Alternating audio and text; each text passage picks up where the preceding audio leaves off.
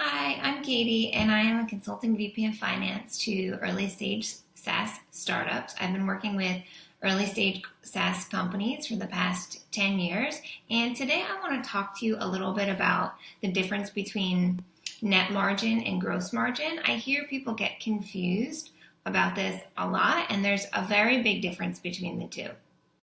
So what we have here is there are a couple of very hot and cool SaaS companies that recently went public. We have Dropbox and Zuora. And what I did was I took out their profit and loss statement so we could have a look at it and see gross margin and net margin. So here we have Dropbox. We have their revenue, cost of revenue, and then gross margin. Then we have the gross margin percentage. So when people ask you, what's your gross margin? They're not asking you to say 454 million. They're asking you 54%. They want to know how much money are you making after you pay all of the expenses which it costs to serve the product. And we'll get into that in a little bit. Now we have below the line, so below gross margin, we have operating expenses. We have sales and marketing, R&D, general and administrative. So now we have the net income or net loss. In this case, it's a net loss. And now we have the net margin. So net margin is revenue minus all of your expenses, minus your net income, net loss, or divided by. So you have negative 23% because they're actually losing money. But if you look at their gross margin, you say 54%, not too bad.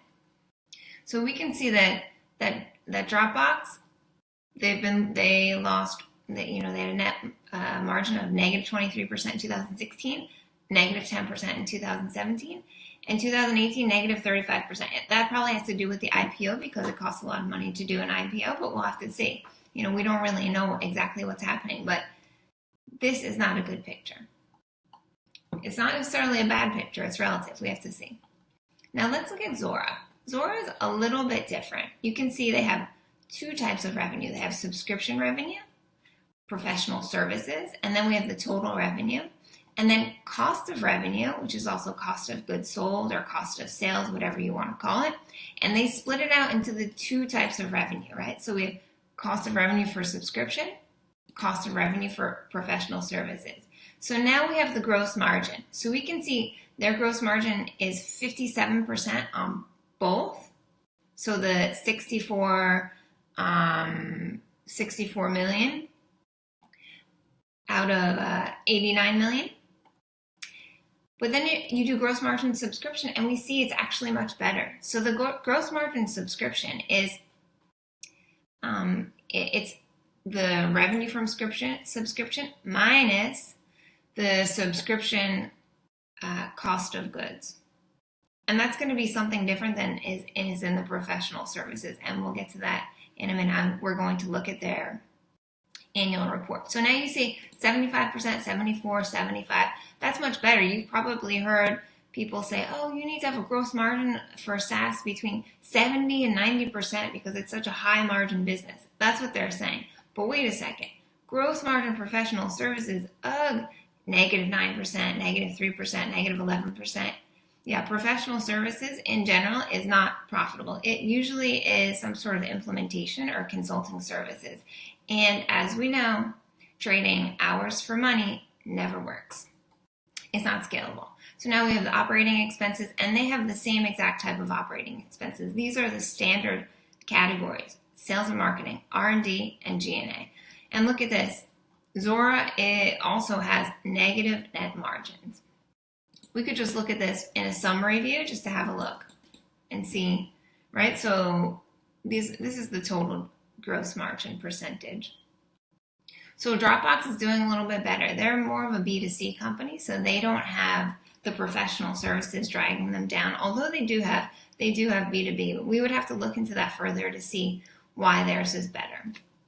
And net margin, no one is really winning here, but we'll have to see how it plays out. So now I actually have the annual reports for both companies. This is for Dropbox. I'll make it a little bit bigger. So this is their income statement.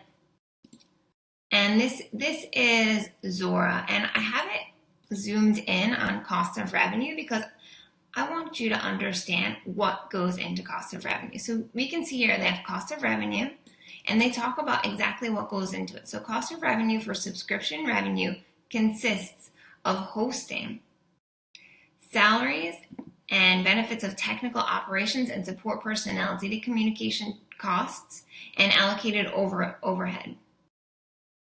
And that's basically it. So for professional services, primarily consists of cost of delivering implementation services, like I had just mentioned, implementation, to the customer's cloud-based blah, blah, blah, including software, salaries, benefits, professional fees, etc. So you can see there's a difference between the two. And I see a lot of times people get very confused thinking that the cost of goods is the customer acquisition cost. And those two are completely different.